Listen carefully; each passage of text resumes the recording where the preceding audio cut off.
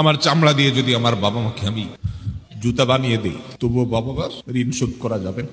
মসজিদে হারামে এক ব্যক্তি তার মাকে কাঁধে নিয়ে হজের মতো কঠিন কষ্টসাধ্য কাজ, একাই চলা যায় না হজে, কোথায় আরাফাত, কোথায় মিনা, কোথায় মুজদালিফা, কোথায় মক্কা, তওয়াফ, সাই, জমারাতে পাথর মারা, একই দিনে এত কাজ, মাইলকে মাইল হাঁটা, লক্ষ লক্ষ মানুষের ভিড় ঠেলে কঠিন কাজ। এর মধ্যে এক ব্যক্তি নিজের মাকে পিঠের উপরে, কাঁধের উপর তুলে তিনি তওয়াফ করছেন। এক সাহাবীকে দেখে বলছেন, আমি আমার মায়ের হক নিশ্চয় আদায় করেছি। মানে তার মধ্যে আত্মতৃপ্তি আসছে যে এত কষ্ট যে মার জন্য করছি, মা আমাকে দুধ পান করিয়েছেন, গর্ভে ধারণ করেছেন, তো এই কষ্টের মাধ্যমে তো তার ঋণ অন্তত শোধ হয়েছে। ওই সাহাবী বললেন, না, হয় নাই। এটা সম্ভব না যে তুমি মায়ের ঋণকে এভাবে তুমি কাঁধে নিয়ে 2-4-5 দিন 10 দিন কষ্ট করলে আর তার ঋণ শোধ হয়ে যাবে, সম্ভব না। আব্দুল ইবনে আব্বাস রাদিয়াল্লাহু তাআলা আনহু বলেছেন যে তুমি বাবার সামনে এরকম জামা ঝাড়া দিয়েছো যা ধুলা পরিষ্কারের জন্য, সামনে তোমার বাবা বসা ছিলেন, তুমি বেয়াদব। কারণ পৃথিবীর আল্লাহ রাসূলের পর সবচেয়ে বেশি তোমার শ্রদ্ধা পাওয়ার উপযুক্ত তোমার মা এবং